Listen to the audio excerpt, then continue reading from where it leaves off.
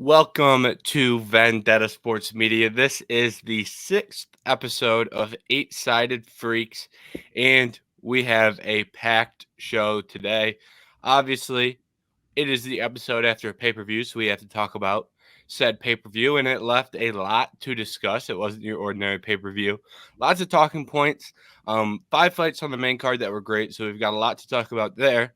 Then, after the pay-per-view, we get the UFC 300 announcement, and next week we have UFC Mexico, which has 2 5-round fights, and 2 fights that are very important to their respective divisions. So we have a jam-packed show today with a lot of fun topics to talk about, and I'm joined by Jerry Walker to break it all down. Jerry, how you doing?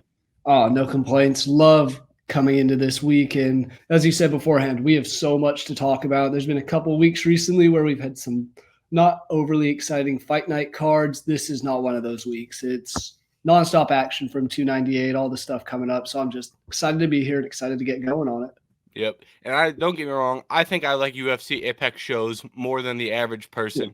But some of the weeks recently, we were picking up scraps. Yeah. But today there's no scraps. Today we're picking up full pieces, full steaks. Today we got a lot of juicy stuff to bite into. So today's the kind of episode that we could end up being like an hour and a half if we really talked on everything we wanted to. Yes. We're gonna try to keep it not an hour and a half, but no guarantees because I tend to ramble. Hey, that's okay. All right. First fight we have to talk about, obviously, the main event between Ilia Topuria and Alexander Volkanovski. We saw Topuria get a second-round knockout. He is now the new champion at featherweight. What'd you make of that fight? And what are your reactions to a new champion at 145 for the first time in probably about 5 years? Oh, I mean, his performance was outstanding. He spoke it into fruition. All week he's been saying, yeah, this is my belt. He's taken it off the press conference table. He had pictures with it beforehand, and he's been so confident this entire camp, it seems, the whole thing on Instagram of he is already the 15-0 UFC undisputed champion in this division, and now he is. Backed up the talk incredibly, and I was surprised how quick things turned because Volk was looking like he was kind of finding his rhythm a little bit in that second round, and then it was a couple left, right, and then Volk just dropped, and it was over just like that. And mad props to the Spaniard, Georgian, and hey, I see a bunch of stuff about Real Madrid posting about him and all that. Give me that fight. Give me a fight there at some point. That would be awesome to see. I was talking about when Leon Edwards, how I want to see a Wembley fight. Want to see maybe a Brazilian fight at, say, the Maracanã. The stadium fights would be awesome to see in the UFC, but this fight alone was I was kind of in shock for a good hour after, just of like, this really just happened and new. Yeah. And it was weird because like you think you wouldn't, like I had the same reaction of being in shock of seeing it wasn't just like a knockout. It was Volkanovski one shot out cold, dropped. And you know, I was shocked, and it's weird because we just saw him get knocked out in October. And this was obviously always a possibility in this fight that he went out, especially considering the power of Topuria. But there still was something about it that was shocking. You said you had that reaction. I had that reaction. The people I was watching the fight with had that reaction. I've seen many people online with that reaction, and I don't necessarily always buy into what people say online. But when you're talking about, a reaction, it seems pretty genuine. So, yeah, it was a shocking knockout, and I think this is kind of was the issue with the matchup was that Volkanovski won the first round, and he was doing some good things. He did a lot of really good work. One of the things that I thought was important in this fight was who was going to land their jab better. And Volkanovski was not only landing his jab, but he was landing leg kicks too. And he was really having, money in the bank with some of those shots. But Topuria's footwork and his ability to get someone up against the cage and land when he has them up against the cage is absolutely ridiculous. And if you just take a peek at his highlight reel, all of his crazy knockouts are when he's got someone backed up to the fence. So that's a dangerous spot if he gets you there. And his footwork to back Volkanovski up and keep his back to the fence so he could land, because that ended up being a fairly long exchange. I think there was 4 or 5 shots in there. And there's scenarios where Volkanovski escapes circling out, but Topuria, very good footwork, cuts off the cage, lands a right hand over the top. That this right hand, Volkanovski didn't see it coming. It came from a perfect angle. It came in ridiculously fast. It's like, I know there's a lot of talk about Volk being 35 and, him getting knocked out, and maybe the durability's gone, and maybe that's true. But this shot probably puts Volkanovski down, even if he doesn't get knocked out in October. That's how big of a shot this was. So I think this was a great performance for Ilia, and Volkanovski is one of the tougher matchups for Ilia in this division. So I'm really intrigued to see what he can do as a champion, and I was very impressed. Last thing about the performance I liked was the patience.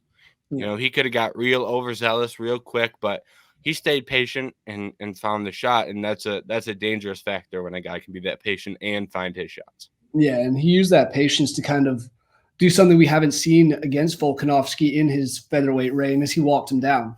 He kind of was the one putting the pressure on. Usually we see Volk be the aggressor and kind of walk towards and force the other opponent onto his back foot. That was not the case this time. I am really curious. Like you did mention the whole Islam Makhachev knockout back in October. I wonder if he had that in the back of his mind, because you get knocked out cold like that in the first round, it's sitting there. We saw the same thing with Kamaru Usman against Leon Edwards. He looked a little more hesitant in his next fight against Edwards because he knew there was that possibility of being knocked out again.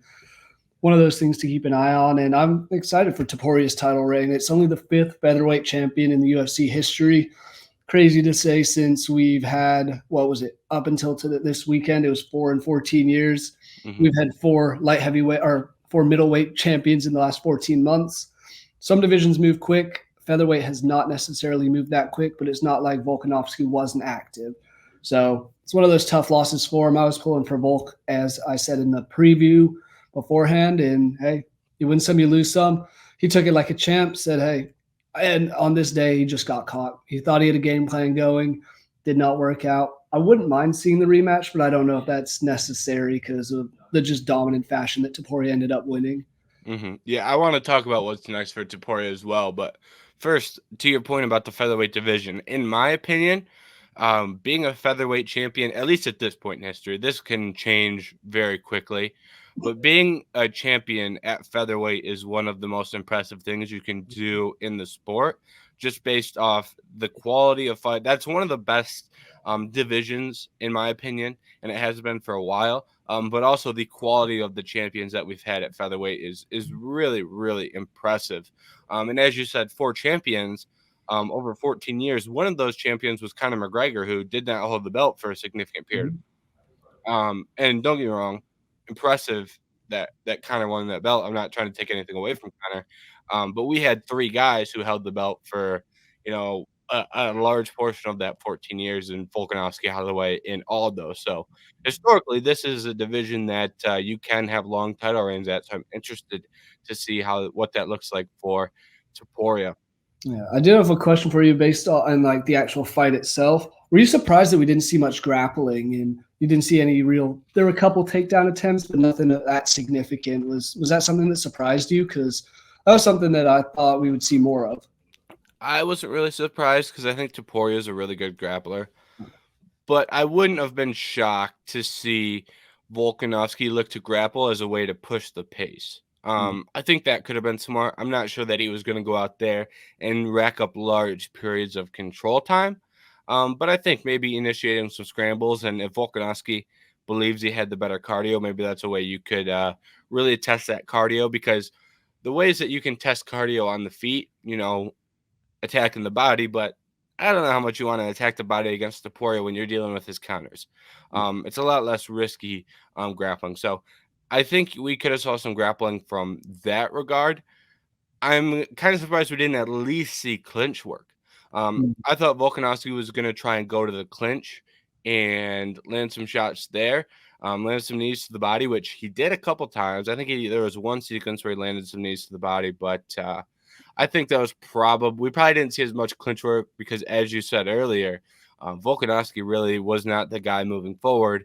He was getting walked down a large portion of that fight, and that makes it harder to initiate the clinch sequences when your back's up against the fence. So, yeah, that was definitely something that surprised me. I mean, you bringing up the clinches, I did think we'd see more of that, and I also thought we'd see more leg kicks and a lot of that from Volkanovski, which he did have more than Topuria, but it didn't seem like it was anything substantial to what we've seen him do in the past, where he kind of just tries to wear down the opponent. And maybe that is to the point of the counter danger that Topuria does bring to the table. So something else there. Yeah, I'm with you on that. It was probably part of the counters, but at the same time, maybe he was taking the first round and I had to get a feel for, how to set up those leg kicks, the range he needs to be at, and he just got his light shut off before he could really get a good feel of things, which I think is also possible. Oh yeah. All right, and then as far as the first title defense for Topuria, I think this is interesting, and I wrote the after we get a new champ, I usually write how long can this guy rule the division for. And not to say I struggled with this one because I think I knew my answer when I started, but I struggled to pin down. A lot of these times I can go, all right, here are the two guys he's going to fight next. Here's the next guy. This is probably the guy after that. Yeah. A lot of divisions have that roadmap, and I don't really see one with this division. I think I want to hear your opinion, obviously, but in my opinion, I think there's a chance that we see Volkanovski get the next shot. I think there's a chance we see the winner of next week's co-main event between Yair and Ortega. If they got the next shot, I wouldn't be surprised. If it was Evloev, I wouldn't be surprised.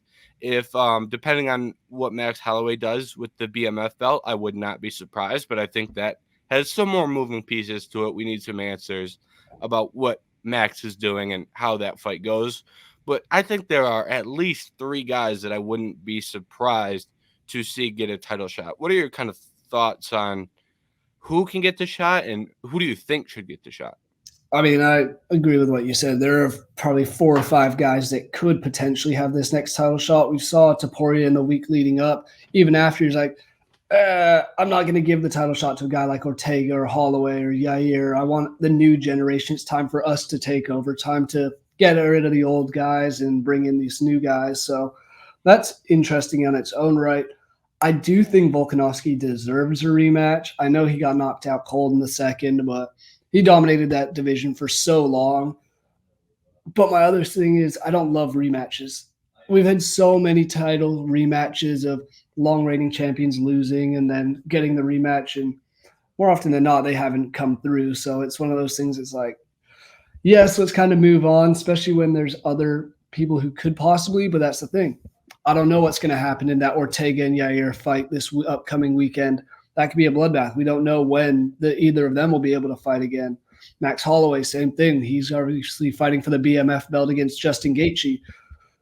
What happens if he wins or he could lose in bad fashion? You never know. And in that fight, to me, there's no shot either of those guys are fighting for a couple months at least, because that's just going to be another bloodbath in a war. That leaves really the option of maybe Volkanovski.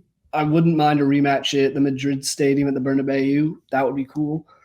Or Movsar Evloev, but I still think he needs to do something else. I think he needs one more big win because he did beat Arnold Allen, but that's not necessarily the resume builder and the jumper that'll make you a title contender. I obviously was high on Allen, still am, still think he can be a champion one day, but I just think that win doesn't mean as much as if he now goes out and say Evloev fights Yair or Ortega or someone like that and gets another win there.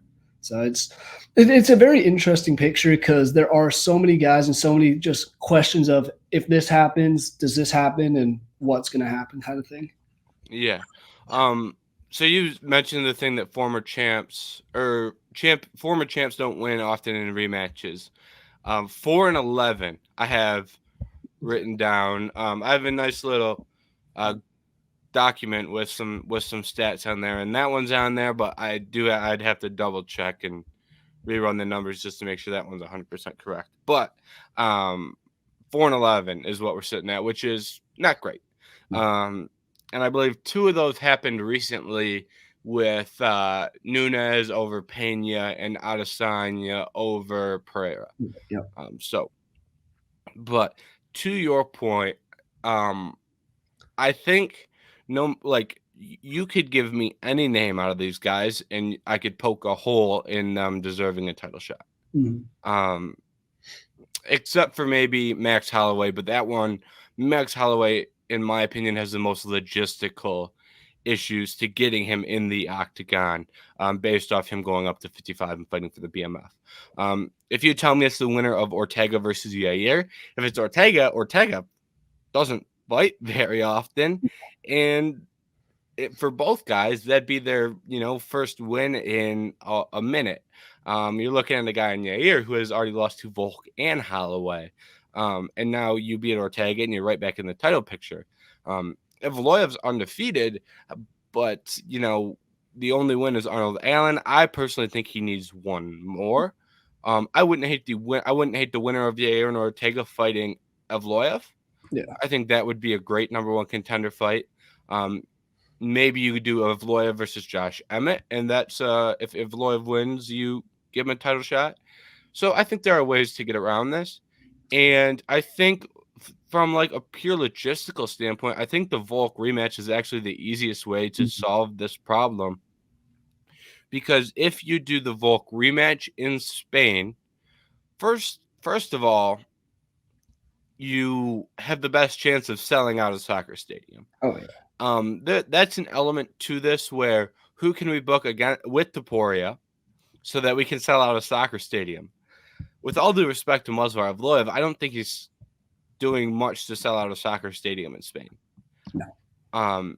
And the soccer stadium in Spain is actually a really good venue from a stadium perspective because it has the retractable roof. Yep. Some of those outdoor soccer stadiums don't have the retractable roof, and it makes it much harder logistically to have the fights in there. That's not an issue in Spain in the Madrid stadium. So that's important. And if you put Volk, you have the best chance to sell out that stadium, which is a big stadium. It'd probably be the biggest venue the UFC has done all time. I think the record right now is 50,000 around there. For just soccer, the Bernabeu holds roughly like 81,500. So throw some more floor seating on there, you could easily make it at 85,000 plus, which that place would be rocking for it. Yeah, it'd be rocking, and that'd break the attendance record by about 30,000, I think. Yeah. I believe right now it's Adesanya and Whittaker won. They did it in a 50,000. Yeah. So logistically, I think Volkanovski makes the most sense.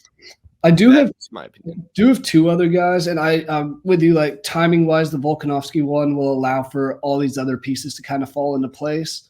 Only concern is what happens. Do we end up getting some situation like lightweight where there's now 3 guys who are all kind of deserving for the belt? That can happen. Other fight that would interest me and could play a role in this picture is what happens with Aljamain Sterling and Calvin Kattar at 300. Because there's a guy who's the former bantamweight champion now moving up to featherweight, fighting a dangerous guy in Calvin Kattar who has had some really good fights and beat some really tough guys. What if Aljo comes in and ragdolls him? Does he now deserve a title shot against Topuria? That's just 2 more guys you can kind of throw into the mix of here's what can happen. So I don't know when we would see it. I don't think we would see a Topuria title defense until at least 303. Because obviously 301's booked for Rio. 302, I think, is booked for the Prudential Center in New Jersey. So we'll see. Yeah, I think it would be later this year. I'd probably lean towards your September. I'd look at the August, September, October dates. Would be the ones that would really be the months where you could have this. I believe November is always Madison Square Garden, and maybe they're in Abu Dhabi in October. Those are the usual October, November. But if they say, hey, or if the Spanish stadium says, hey, we can do it the first week of October, and then you have 2 pay-per-views in October, One's in Spain, one's in Abu Dhabi. I don't think that is the worst thing to happen, just from a logistical standpoint. So I think there could be some concessions based on the venue. And I And know that, that. go ahead. I was just saying, I know they work around it for all the fights at NBA and NHL arenas, but that's something else to take into consideration for a soccer pitch. Is they would have to, and I'm pretty sure this new Madrid stadium, because they have done renovations, you can retract the grass out and it kind of goes into the ground, and you can put a different field or court over it because they want to do tennis there, basketball, all that sort of stuff. So that's something that I don't know how long that process would take. So if you are in the middle of the soccer season in Spain, that's something else to take into consideration, is that whole field has to be changed, because you can't just throw the seats on the grass, because that'll ruin the playing pitch for them. Yeah, that's a good point. So I think logistically, I think the UFC is going to be whenever they can get in that stadium. That's probably whenever they'll do it. And if it's later in the year, then Volkanovski, I think, has the time to recover, because it's February. Yeah. And, if this were a fight that was turning around in 3 months, I'd have a different opinion. But I think we're going to be closer to the 6-month mark, maybe even more. So I think that gives you time from a Volkanovski health standpoint as well. And then the last thing I'll add, I glossed over this when you said it, but Sterling Cater, I'm not sure that Cater gets a shot. No. I think Cater could eventually work his way there. But if Sterling has an impressive performance over Calvin Cater, that is quite the statement, because I really respect Calvin Cater, and maybe then he finds himself in a number one contender fight, or, depending on how that goes. So Sterling is definitely an interesting name that could potentially get glossed over, because you pull up, UFC rankings, you don't see Sterling's name in there, but he is in the featherweight division. So a lot of interesting names there for Topuria. Yeah, and I do want to say just my final thought on like the whole Topuria in Spain and all that is the amount of hype. He's already a national hero now. I was seeing Rafael Nadal, Sergio Ramos, bunch of other soccer players and other athletes and people from Spain already hyped about him. So this kid's gone to hero status already, and I don't think he'll have any trouble selling out anywhere in Spain against any opponent. Spanish crowd loves their own, and they love him already. That is a great point, and I don't know if it's his team, if it is people in Spain. I don't know if it is the UFC, but someone has done terrific marketing with him in that Spanish market. There was a video with like all of Spain's best sport, or their biggest sports stars, all being like, "Good luck on your fight." Real Madrid posted about him on Twitter and Instagram after he won. So the country of Spain and the biggest names in sports in Spain have all been very, very supportive of Topuria this far, and that goes a long way in selling out a stadium and doing an event in Spain. So I think that's also a good thing to add. Also, just love the shout of going to new places and getting new crowds into it. It's just grows the sport more and more. We saw it in France. We see it in Abu Dhabi more. It's great to see. They've never done an event in Spain. And pulling up with the pay-per-view and a champion would be quite a way to make an entrance. Oh, yeah. All right. Co-main event time. Robert Whittaker versus Paulo Costa. This was the fight that I wanted it to be. We got the brawl out of this that it had the potential to be. This was a great fight, in my opinion. I enjoyed this fight. And I was impressed with both guys, obviously more impressed with Whittaker. He got the win, deserved to get the win. But Paulo Costa didn't go out there and lay down after 2 years off. What'd you make of this fight? I mean, first of all, that first round, I was amazed that Robert Whittaker stayed up after that head kick, because that was so much power behind it, and he just took it like a champ and kind of shook it off and kept going. So that was props. But like you said, this was a fun fight. This ended up being what we wanted it to be and what we kind of expected it to be.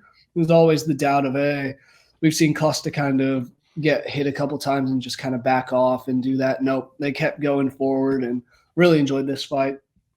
Well-deserved for Whittaker, and makes things interesting for him going forward, with the top of the middleweight division being as much of a clusterfuck as it is. Yeah, that is a great point. And the second thing that I'll add that I was like his performance. So, preview didn't get posted this week, but I had written in the preview that for him to win this fight, jab, leg kick, stay on the outside, don't get into dumb exchanges with the guy who hits like a truck after just being knocked out. Mm-hmm. Well, Robert Whittaker went out there, jab, leg kick, absolute money. He said, screw the last piece of what I said. And he went out there and traded in the pocket, won the exchanges, landed the bigger shots in the pocket, landed the better counter shots. And when he got hit, he didn't get hit that much. He had a lot of visible damage. Mostly, I believe that was from the head kick that you mentioned, the spinning wheel kick to end the first round. I believe that's how he got the cut on his face. Outside of that, he wasn't getting like absolutely smacked with big shots. So I think this was a great performance from Whittaker because it was everything he needed to do to win, and then he added more. Some of the shots that he landed in the pocket were just he was landing his left hand from like this weird like kind of shovel uppercut angle. Landed some really nice shots there. I thought this was, Robert Whittaker of old. I'm not, ready to say he's going to be a champion again, but I was very, very impressed with what he went out there and did from a durability standpoint when that was one of my biggest concerns. I don't really have that concern anymore. From a skill standpoint, he looked just as fast, just as sharp. So I loved what I saw from Robert Whittaker. And on the side of Paulo Costa, you haven't fought in 2 years. You're in there with what we've just established is a outstanding middleweight who's fighting one of his best fights and almost got a knockout and was competitive, even though he lost rounds 2 and 3. It's not like he got dominated. Those were competitive rounds. So I was really, really impressed with Paulo as well. And I hope these two stay at this level because I think it makes the middleweight division a lot more fun at the top. And Paulo Costa, I don't necessarily think is at the top, but that makes that middle portion of that division a lot more fun. So I hope we see these two frequently and at this level. Oh, yeah. I mean, after the Luke Rockhold fight, I thought Paulo Costa was kind of deteriorating. He did not look great against a guy that should have already been retired, in my opinion, at least. It was one of those things that it's like, he did what he had to do, but you go him against any of these top guys, he has no shot. And he proved us wrong in this Whittaker fight. He did have chances, and there was some really good portions of that fight that were going in his favor. Just ended up Bobby Knuckles was better. I'm curious to see what happens next for both of these guys. What are your thoughts? Because, I mean, there's one guy, at least for Paulo Costa, that makes so much sense. The fight I've been wanting for him recently is Khamzat Chimaev. What do you think for Costa? What are you thinking for Bobby Knuckles as well? Yeah. I think I'll start with Bobby Knuckles because I think this one is more clear. Yeah. I think it's Sean Strickland all day for Bobby. I think that I don't think Sean should get an immediate rematch, and the former champ going up against another former champ. I always forget Sean Strickland's a former champ, but just lost his belt. I think that's the clear fight for Bobby. And then for Paulo, I like the Chimaev fight as well. This is a fight that I loved when it was booked. And but the problem with Chimaev is I have no idea what the UFC is trying to do with him. Yeah. We will talk about this when we talk about UFC 300, but it sounded like they offered him UFC 300 main event against Leon Edwards at welterweight. So do they want him fighting for the 170 title? Do they want him fighting for the 185 title? Do they want him fighting a contender at 185? And because he beat Usman. But, that's a 170 pounder, and I think that's a great win. But I would like to see him beat a ranked guy at 185. So I don't know what's going on with Chimaev, but if I see a notification that Paulo Costa versus Khamzat Chimaev has been rebooked, I'm thrilled. I'm absolutely thrilled. I love that fight. Absolutely. I mean, that's the confusion for Chimaev, especially as we don't know what he's doing. There are – and we'll talk on the whole Leon Edwards thing, but there's at least like two other guys there who Dana said there were three guys who were offered. I would assume Bilal and Shavkat as well. So the rumors it wasn't Bilal. Oh, it wasn't? The Schmo reported it was not Bilal Muhammad. Wow, that's okay. That's surprising. So maybe Bilal isn't going to get a shot, but I could see a couple other guys in that division. So maybe he ends up doing it, going and staying at middleweight. And I think the Costa fight is one that we all want to see. He's obviously Hamzat was, and I'm not trying to get carried away on Hamzat and all that, but he was a dominant physically in the welterweight. Now he's coming up against a big, strong, dangerous middleweight. I like that fight a lot. Mm-hmm. Far as Robert Whittaker goes, you knocked it right on the head. Sean Strickland's the fight to go with. I'm going to throw this one out here because I don't know, maybe 303 in July. I want to say July or 304 in August. Main event, DDP versus Izzy. Co-main, Robert Whittaker and Sean Strickland. Timing kind of works out for both of them because they were on the last two pay-per-views. Let's see what happens. I would love to see something like that, and it makes the middleweight picture so much clearer. Yep. I like that. And the one name, or I want to bring up two names since we're talking about middleweight, Jared Cannonier and Kamaru Usman. One I want to know is Kamaru Usman in middleweight. Yeah. If he's a welterweight, fine. I would just like to know the answer to that question. If he's not a middleweight, Robert Whittaker versus Kamaru Usman is a fight that I'd love to see if he's staying at 185 pounds. I don't think it is as good as the Sean Strickland fight. So I do think that would take precedent. And Jared Cannonier versus Hamzat Chimaev is also a fight that would really, really interest me. And I think Jared Cannonier is being kind of swept under the rug in this middleweight division. So I also would not hate that fight if they opt to not go Paulo and Chimaev. So those are just two other names that I think are in really interesting spots at 185. After years of the middleweight division kind of being not the most exciting in terms of at the top where Izzy's just running away with it, we have so many guys because even you look at the Vettori and Brendan Allen fight coming up, that'll be an interesting one for the top of the division. Imavoev, Jack Hermanson, where do they play into all this? The Elite has a fight coming up. Middleweight's a fun division. It's kind of being slept on, I would say, a little bit. Yeah, I think the future of this middleweight division is going to be interesting to watch out for. Oh, yeah.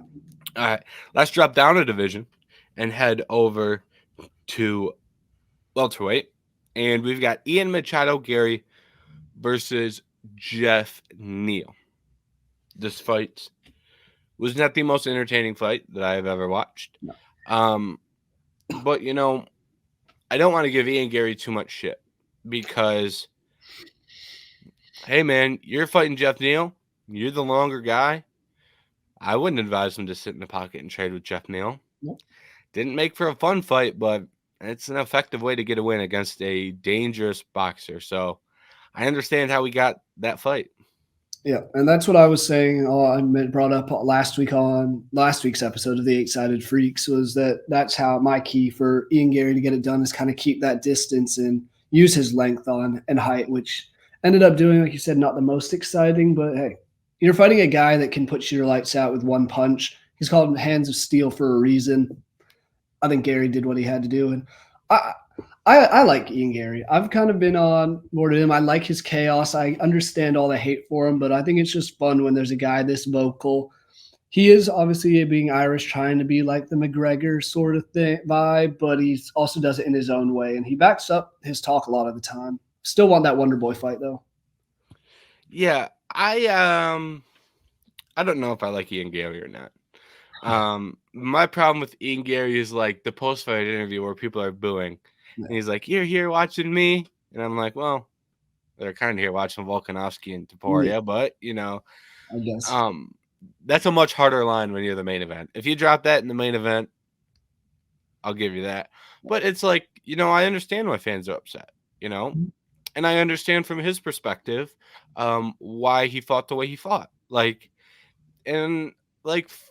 For future reference, if I were to pick Ian Garry or bet on Ian Garry or whatever, it's like he's going to do what he needs to do to win, right? It's like that's not like the most entertaining thing in the world, but hey, he's not going to fight like an idiot, I've bet or picked quite a few people, and I've been sitting at my TV going, what in the hell are you doing? I mean, if you do that with Ian Garry, it's like, well, hey, he's going to walk out of here with the win. Yep. So it's an effective way to win fights, and I can't really blame him at all. You look at a similar guy in Leon Edwards. Leon and Ian Garry aren't the same, but they have similar attributes, similar frames, and they've both received, some backlash for not being the most exciting fighters in the division. And Leon Edwards is a champion. So at the end of the day, you can win fights with that style and that division. So I have to give him credit for that. Oh yeah, and I mean, I guess something on Ian Garry was. Oh man, I completely lost my train of thought for a second there. No, you're good. It's gone. Moving forward, he called out Colby Covington. I know you said Wonder Boy, and I like that Wonder Boy fight as well. Do you think Wonder Boy is the move, or do you think Colby Covington is the move, or a different name? I think it's going to be one of those two guys. The Colby Covington fight intrigues me because, first of all, the press conference would be absolutely electric. Two of them are no stranger to talking about each other on the mic, so there's that aspect of it. Mm-hmm. Secondly, Colby is, and something we've been talking about, we thought we were going to get it a bit with Neal Magny and lesser extent Geoff Neal. We haven't seen Ian Garry really get tested by a good wrestler. Colby, whatever he is now, he's still a good wrestler at heart. And that's something that intrigues me there. The Wonder Boy fight, I just think would be so much fun because I think the two of them would just stand and exchange at range, and it would just be a fascinating fight to watch. I wonder if Ian Garry would take down Wonder Boy. I wonder if that would be his game plan. We've seen Wonder Boy get taken down before, and Ian Garry, I think, has underrated grappling. He, showed off some grappling in Cage Warriors back in the day, and he's training with Shuto Box Diego Lima. It's a pretty good grappling gym.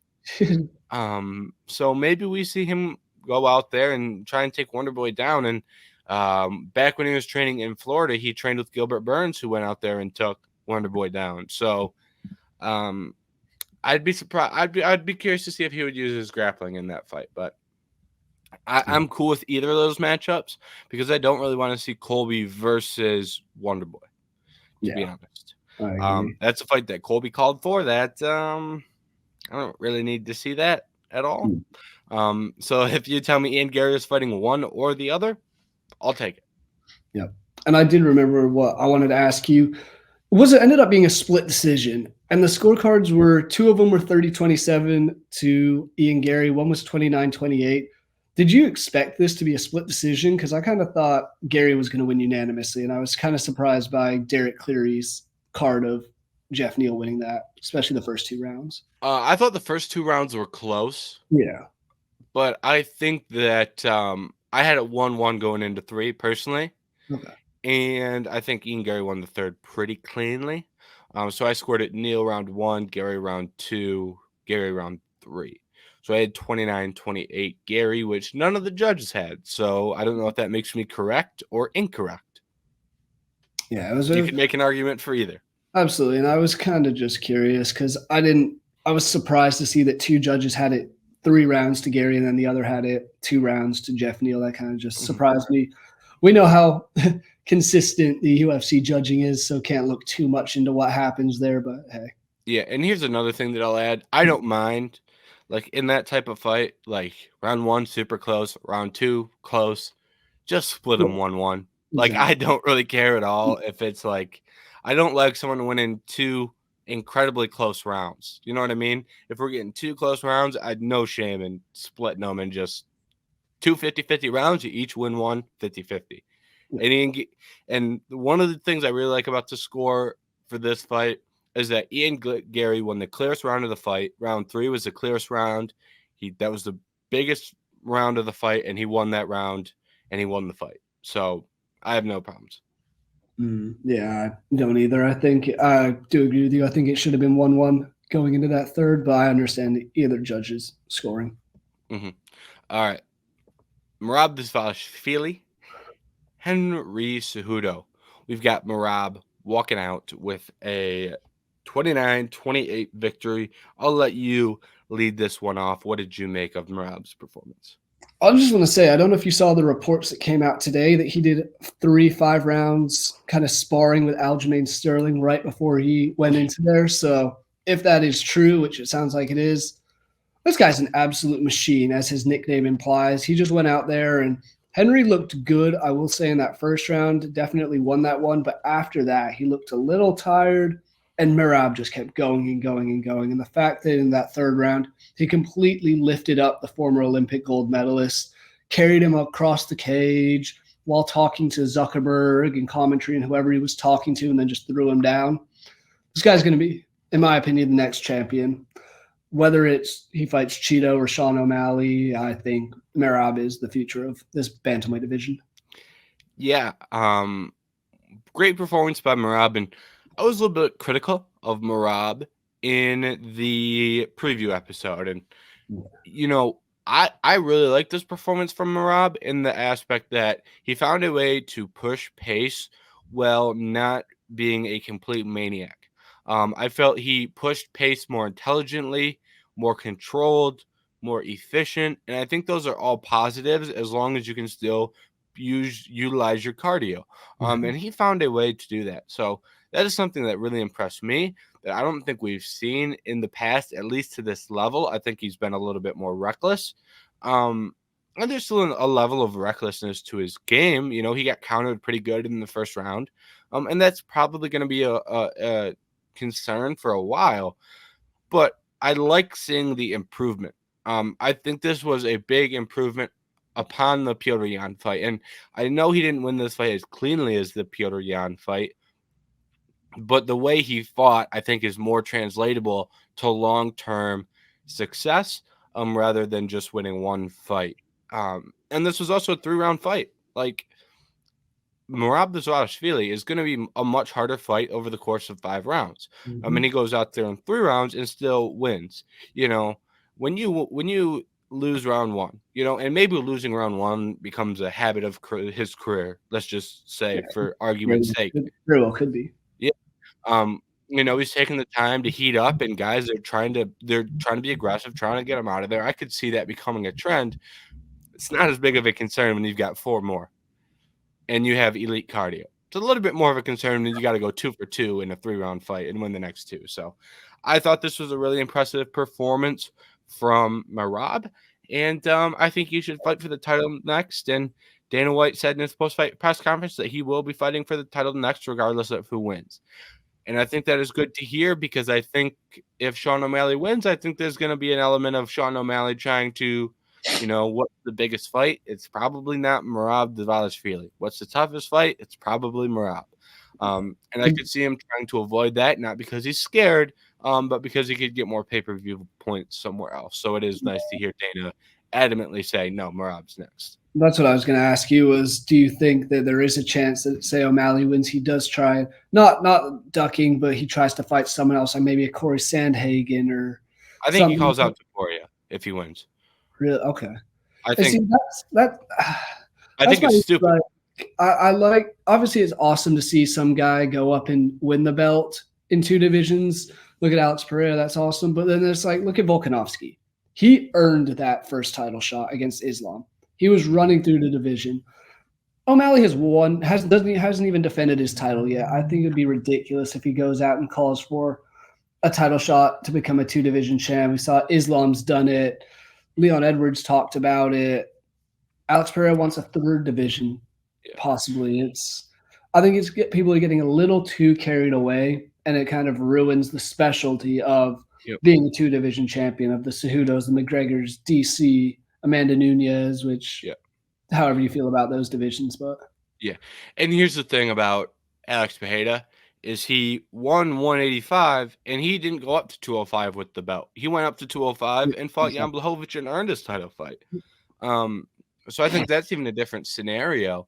But Sean O'Malley, if you go out there, beat Merab, if you go out there and beat Corey Sandhagen, and maybe Umar Nurmagomedov works his way to the top. Let's say you get 3 title defenses in that division against 3 great guys. My issues with him going up a division are going to be much less. At the moment, he's fighting Cheeto, and don't get me wrong, I like Cheeto. Great guy, entertaining fighter, fighter's fighter. But let's not forget he got 50-45 Big Corey Sandhagen. Yep. In recent memory, it wasn't even like it was 4 years ago. It was a year and a half ago at this point. Like, yeah, it was just under a year. It was March last year. Yeah, so I think that would be a little ridiculous. But in the future, maybe. Right now, you get Merab if you win. And nothing against him either, but his Cheeto's win since that fight was against the now 12th ranked Pedro Munoz, and that was that was a unanimous decision. So it's not even like he really went out there. O'Malley obviously, I think, just wants the storyline. He wants to make as much money as he can. So props to him, respect for that aspect. But like, I don't think Cheeto is the guy to fight necessarily. I think. I personally, I'm gonna pull for Cheeto. I would love to see him go out there and finish O'Malley again. I know the first one there was that leg injury, so whatever it was, but I wouldn't mind seeing that at all. So yeah, here's what I'll say: if you're comparing Sean O'Malley versus Aljamain Sterling to Jose Aldo versus Conor McGregor, which that was a comparison. People were throwing the highlight reels of both their step back counters back to back. I hate to break it to you. Cheeto Vera reminds me a lot of a guy like Nate Diaz. I'll just say that. Okay. So if we're talking, we want to compare him to the career of Conor McGregor. Cheeto Vera is the fighter's fighter, entertaining guy, serious flaws in his game, will complain when he loses, but has serious skills, doesn't get the recognition he deserves from a wider audience. People will fall in love with Cheeto if he wins this fight on a larger scale. A lot of comparisons you can make to Diaz. And he's definitely going to bring the fight to O'Malley so much so. So that don't get me wrong, I am very excited for that fight. So it's one of those things that we'll see what happens in it. And that whole 299 card is just absurd as well. That card, that's going to be a fun one to talk about as well. All right, last fight on 298. Anthony Hernandez versus Roman Kopylov. Great performance from Anthony Hernandez. It was the most Anthony Hernandez performance that you could expect out of Anthony Hernandez. Struggled at range, got kicked to the body. You go, oh, Anthony Hernandez is hurt. And then he's flipping off Roman Kopylov in the octagon and sticking his tongue out. And it's like, never mind, he's not hurt. Struggled to get the takedowns early, but, as the fight got deeper and deeper, those takedowns got easier and easier. The transitions got easier and easier. Eventually got to the back, got the submission. Anthony Hernandez 101. What'd you make of the fight? I mean, I went in thinking Kopylov was going to win. Little did I know, or I guess I forgot, that he took this on a month's notice. So it wasn't like he had a full training camp. That kind of, had I looked back, I would have probably picked Alex Hernandez. But nonetheless, Hernandez did what he had to do. I loved his walkout song to Conte Pero by Andrea Bocelli. Nice classical music, all that stuff. I was like, oh, this guy's serious. And then he does that flip off, sticks his tongue out, so he's entertaining as well. He did exactly what he had to do.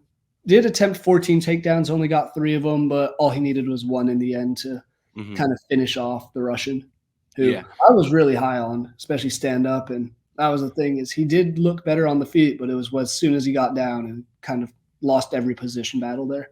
Yeah, I saw something that they played the wrong song for Anthony Hernandez's walkout. Yeah, I saw that. I didn't watch the video, but I'll have to see if I can find that and double check that. But I'm pretty sure they played the wrong song for his walkout. But to your point about, I don't think it's bad to be high on Kopylov, but I think this was just a bad matchup for him. Yeah. Like, he's probably going to be able to out. And hey, I did in the preview, I really discounted his defensive grapplings. His improvements, outstanding. Maybe you could poke some holes and say, once it got to the ground, he struggled, with the transitions, with the submissions, but he got out of one rear naked choke. It's not like the first rear naked choke ended the fight. So I thought he fought much better in grappling exchanges than he had previously. And it's just a really tough matchup for him, a guy that's, fairly durable, that isn't going to drop, that, is going to be able to take you down eventually. And, they showed us that on the broadcast that Kopylov they put up a stat that he defended 20 consecutive takedowns. Hernandez eventually broke that streak, but he's done a lot of he's made a lot of progression in that realm. And I think that's important to note. Maybe that doesn't have to do against Anthony Hernandez, but that's not the last grappler he's going to fight in his career. And I think he's still relatively young, if I remember correctly. So I don't think anyone should be casting off Roman Kopylov. On the flip side of things, Anthony Hernandez's grappling is going to be a problem for a good portion of this middleweight division. Once he gets into, he was 15, just beating an unranked guy. I imagine he's going to get a decently ranked opponent, maybe someone like a Chris Curtis, just inside those rankings. And his grappling can be serious problems for some of these guys at that division. Yeah, I was going to say a guy that I'm pretty sure he has a fight lined up, but has good jiu-jitsu and good ground games, Paul Craig. I know he's aging, but that's a fight that intrigues me, would be Anthony Hernandez and Paul Craig, someone like that, to test his ground game against a guy who is elite on the ground. Yeah, he's got Caio Borralho. Okay. I'll give you a counter to that, is I believe Andre Muniz is unbooked. So there's similar thought process there. Muniz is also a little bit more well-rounded. So that's that guy. Muniz is free, so I'd like that matchup as well. Yeah, I like just seeing guys get tested against a little bit of everything. Hence the Ian Garry shout for fighting a Colby guy or something like that. So. Yep. All right. Time for some closing thoughts on this card.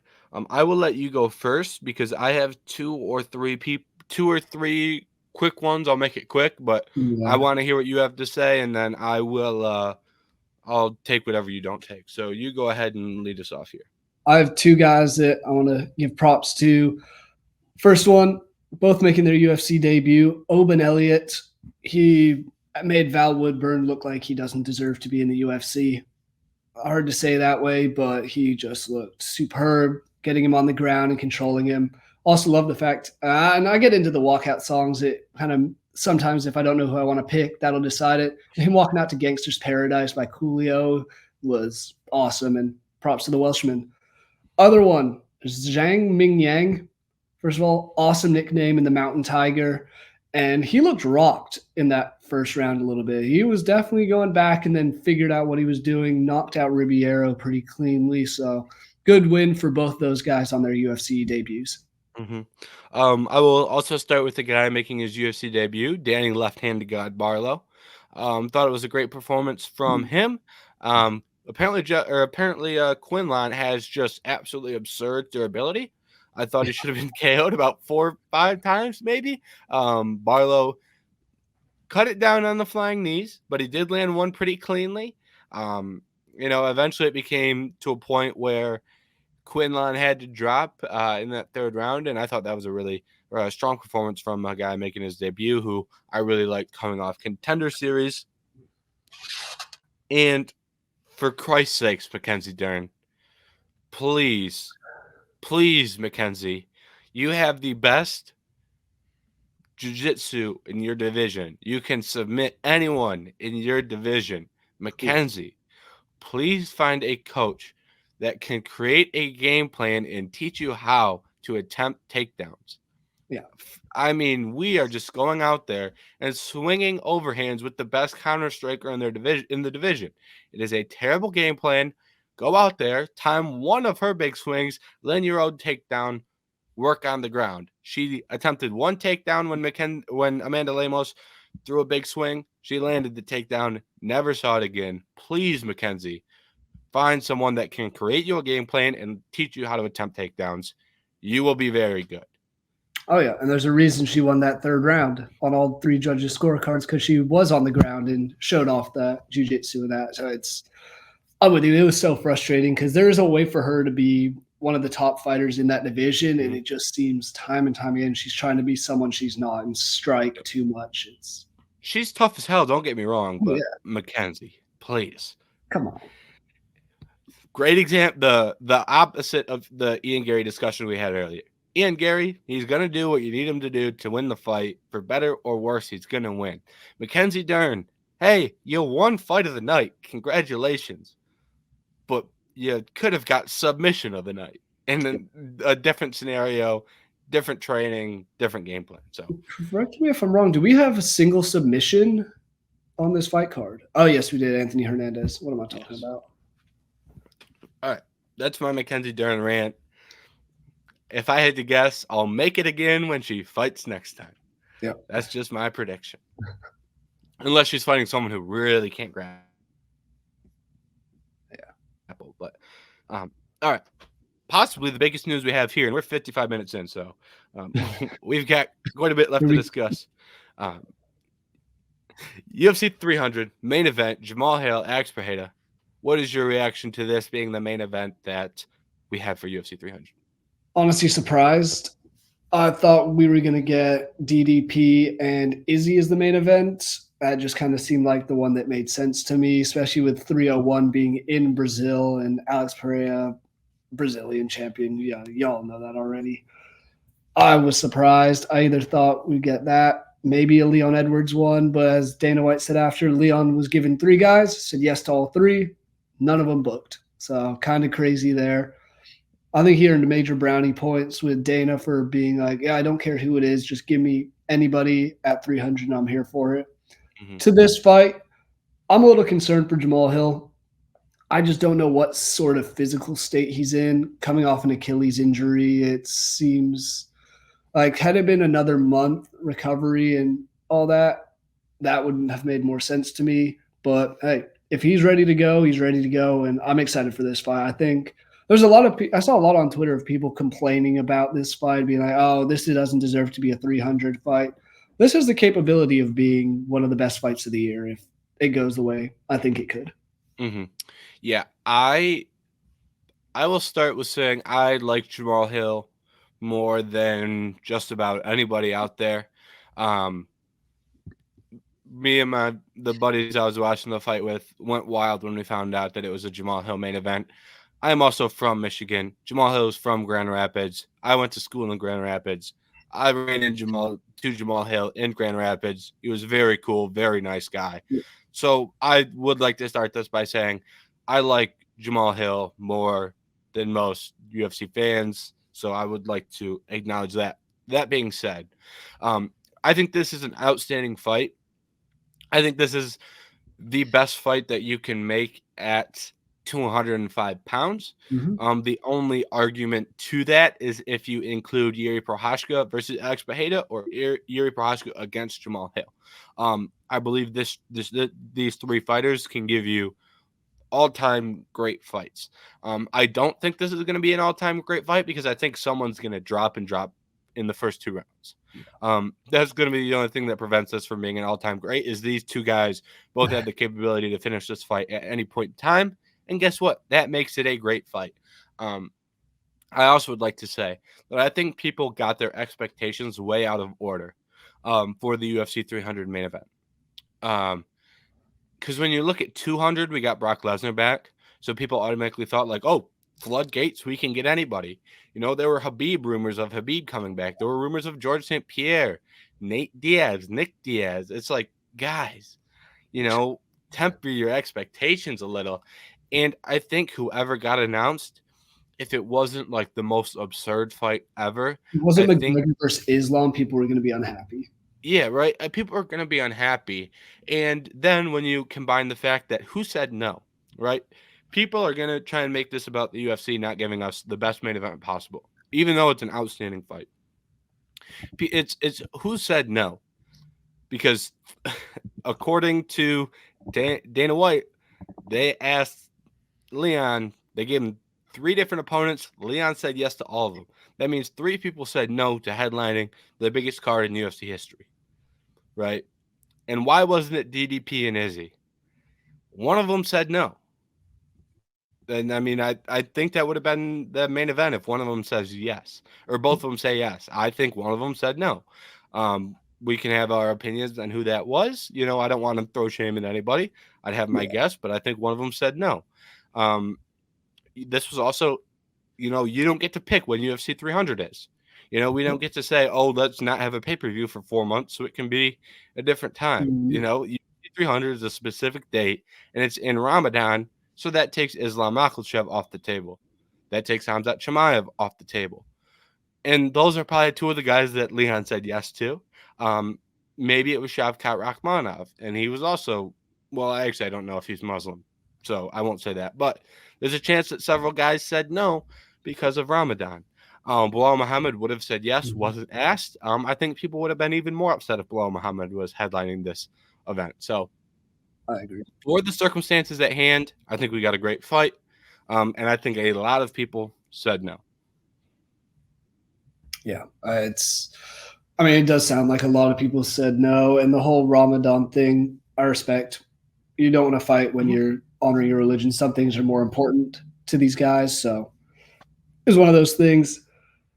I'm curious to see now what happens at 301 because we do have the 300 main event. I don't think we'll get any more fights added to 300, maybe a prelim or two, but this card is so stacked already. And they already have 3 5-round fights. Mm-hmm. They're adding one fight. One fight. It's probably going to be a prelim. All right.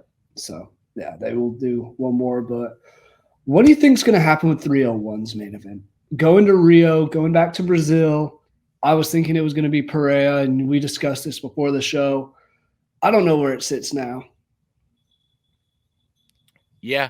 I pretty much in my mind, 301 was that's part of the reason 300 was such a shot because I thought Jamal Hill and Alex could have wrote it in pen for UFC 301.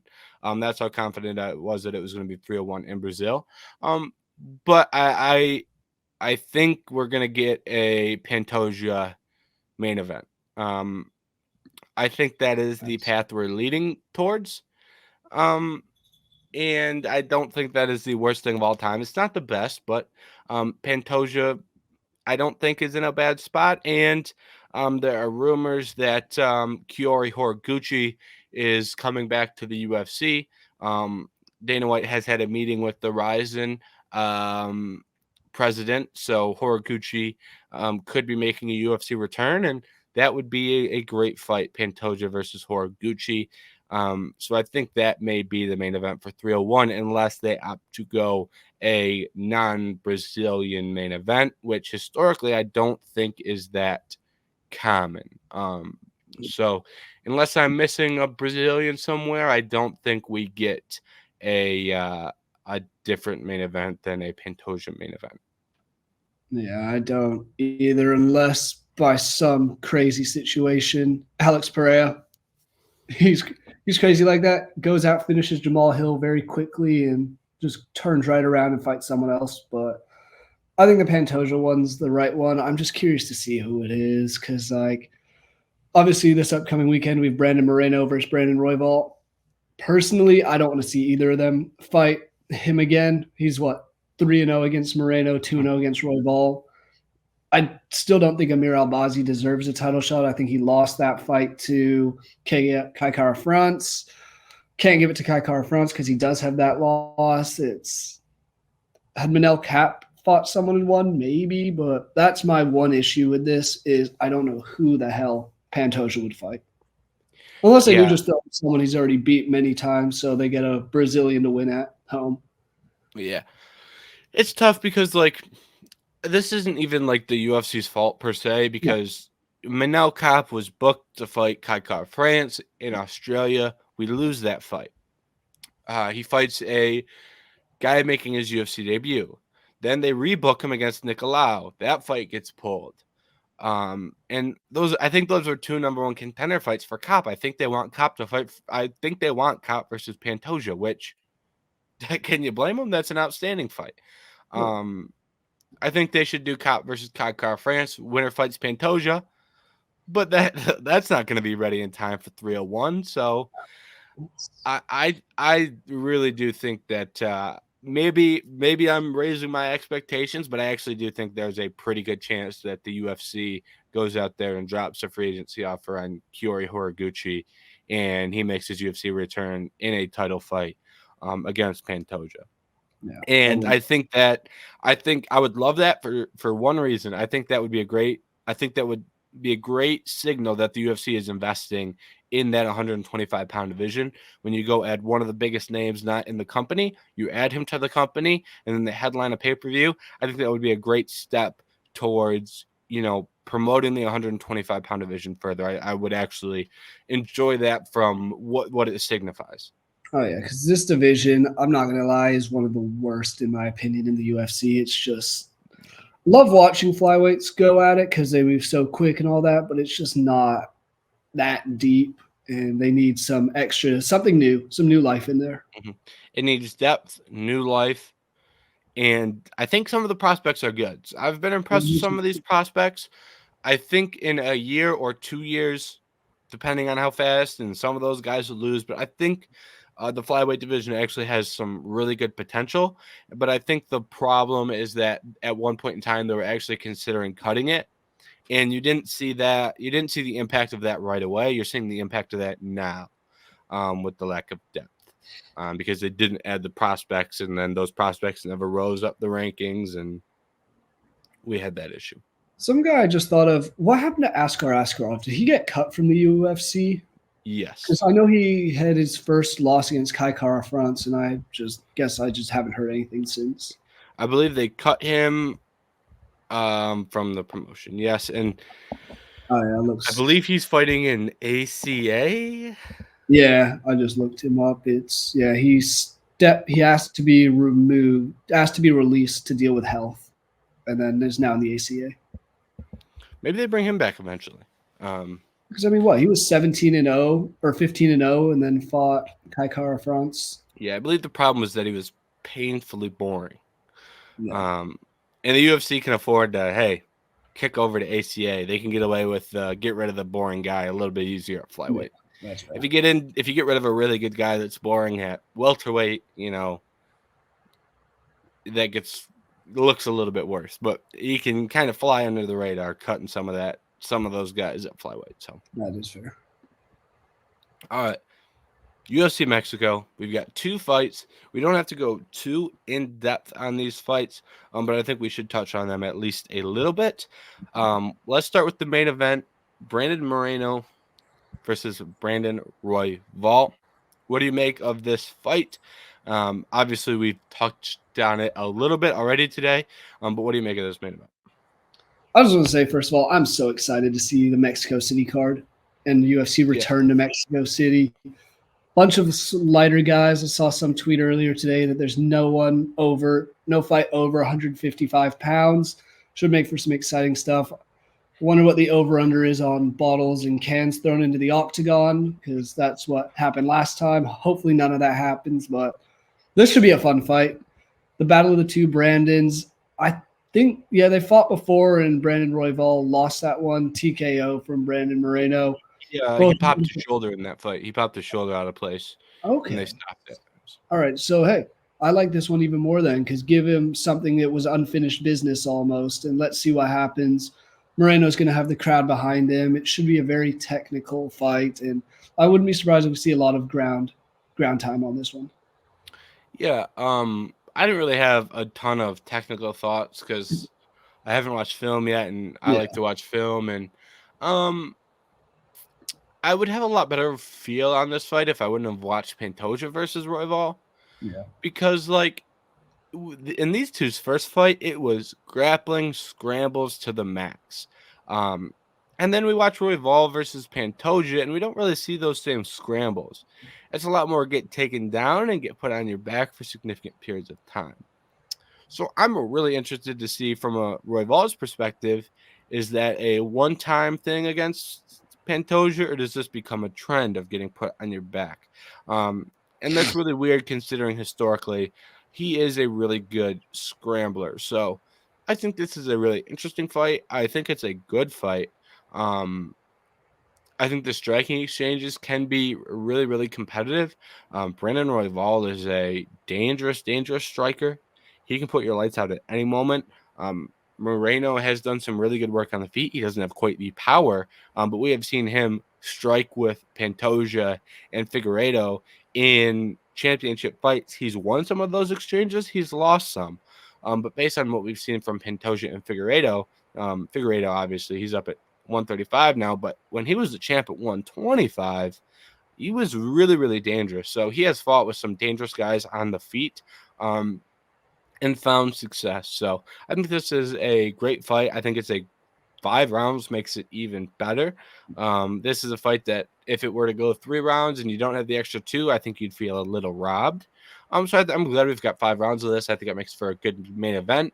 I think Moreno is a great guy to headline a card in Mexico. So I love this fight, and I'm interested to see how it plays out. Maybe the winner gets a title fight, maybe not. Maybe Moreno wins and they go, hey, you sit on the side. We've got a nice little card, Mexican Independence Day in the Sphere. We need you healthy for that date. So I think that's also a possible outcome. Yeah, I don't have a prediction for this one yet. I need to look into it a bit more, but I think it's going to be interesting to see what happens between these two guys. Mm-hmm. All right, and then moving to the co-main, which we've also touched on, which I think is an indication of how important these fights are. The fact that we brought up both these fights in different portions of the show, I think is a great indication that these fights are very, very meaningful. Mm-hmm. This is another fight where we've got a 5-round co-main. Thank you. I think that is one. This fight was originally booked for 5 rounds in UFC Long Island. We had Ortega pop out his shoulder. There's a little bit of a debate as to whether it just popped out or whether Yair popped it out with an armbar attempt. Yeah, I can see both sides of the argument. I was at the what was it, UBS Arena for that one. I was seeing that fight. I was so excited for it, and then the shoulder injury happened. It was hard to tell what it really was, whether it was an armbar or something. But I think at the end of the day, Yair got him down and something popped out. I'm excited to see the rematch. I'm curious to see Ortega though, because this fight was that his last fight was that Yair fight, and that was almost 2 years ago. It was July of 2022. I don't know what kind of shape he's going to be in. I don't know really what to expect from him. But anytime you get T-City fighting, and anytime Yair's fighting, and Yair coming off a knockout loss against Volkanovski, he'll be hungry to get back into the swing of things and get back into that title picture. This makes for a very entertaining fight and a good co-main. Mm-hmm. And I just want to say, I was thinking to myself, how old is Brian Ortega? Because like you said, he's been out for 2 years. And, well, I've got it here, but he is 32 years old. If you would have set a line at 32 and asked me older or younger, I would have pretty confidently said older. Yeah. Kind of surprises me that he's only 32. So I'm interested to see how Ortega looks. I think we know what we're getting from Yair at this point. I think, we've seen his skills on display. He is making improvements, but I don't think he's going to make some astronomical improvement. Right now, where Yair is getting better, he's getting a little bit better in the boxing to round out his stand-up. He's getting a little bit better off his back, and that's where he's been improving as of late. So I probably expect that trend to continue. Let's see if he improves some takedown defense. But Ortega's a guy that, has some flaws in his striking, has some flaws in his grappling, but he can choke you out. I mean, he almost choked out Alexander Volkanovski at his peak. I still cannot believe Volk survived both of those submissions in that 3rd round. Yep. A lot of guys don't make it out of that round with Brian Ortega. So Brian Ortega is a dangerous, dangerous guy, and he's been out from 30 to 32. What did he do? Was he out for 2 years? Because his shoulder was messed up for 2 years. Was his shoulder messed up for 8 months, and he's been improving for a year? It's really hard to say what you're going to get from Ortega, and sometimes that makes it hard to make predictions or make bets or whatever, but it makes for an interesting fight when you don't necessarily know what you're going to get from a guy. And I think Paulo Costa versus Robert Whittaker is a great example of, I didn't really know what we were going to get for those guys, but I was very interested to watch that fight and find the answer. And that's kind of the way that I look at this fight from Ortega. Last time he was out for a significant period of time, he fought the Korean Zombie, and that was one of the best fights of his career. So I'm very interested for Ortega to see him fight, and I think this is a good matchup, and maybe the winner fights for the title. Yeah, that's the big question of what's next for the winner of this and how important this fight is, because obviously Ilia Topuria, now the champion. These guys are right there. I want to say what Yair's ranked number 2. Yeah, he was ranked above Ilia, I believe, when that fight started. Yeah, so he'll probably fall to 3. Ortega sitting at 4 as of now.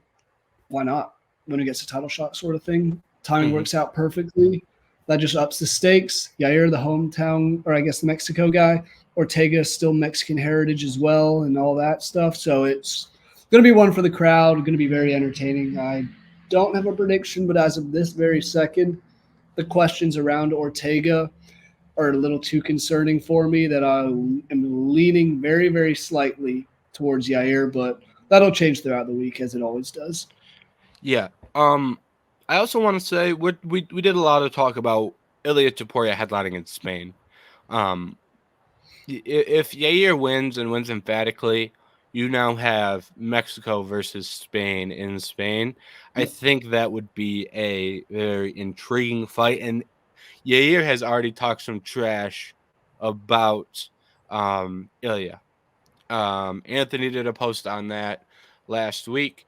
Yair wants that fight, and maybe that's the call out if he wins. And the way that Yair fights, maybe he wins by 360 tornado kick, and if that happens, he's got to fight for the title. So Yair is one of the most predictable fighters on the UFC roster, and he's the type of guy that maybe he doesn't deserve a title shot, but he just put Brian Ortega stone cold, and now everyone wants to see that fight.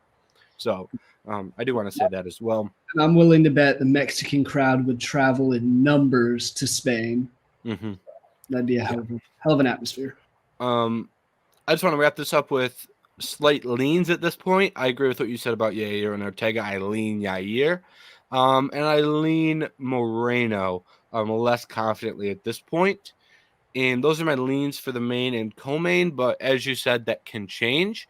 And we should have the preview out. I was disappointed we didn't get it out. I didn't get it out last week for 298, but we should have a preview out with everyone's, final stamp on who they pick to win this fight. So make sure to look out for that.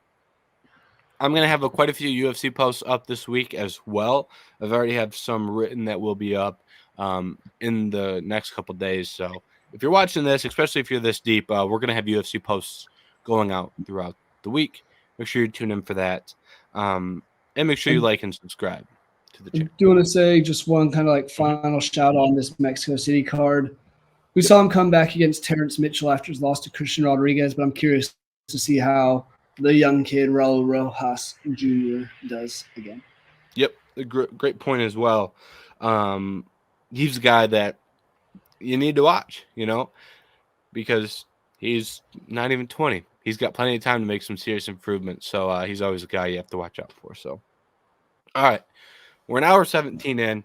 We made it through everything that we wanted to make it through. We did not get to the hour and a half mark. Yes, we went over the hour mark, but we did not eclipse an hour and a half. So I think we deserve a pat on the back for that, considering, everything we had to talk about here today.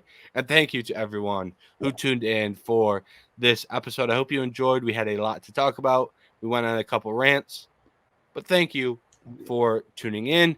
Come back next week because we've got these UFC Mexico fights to talk about, and any other news that happens throughout the week.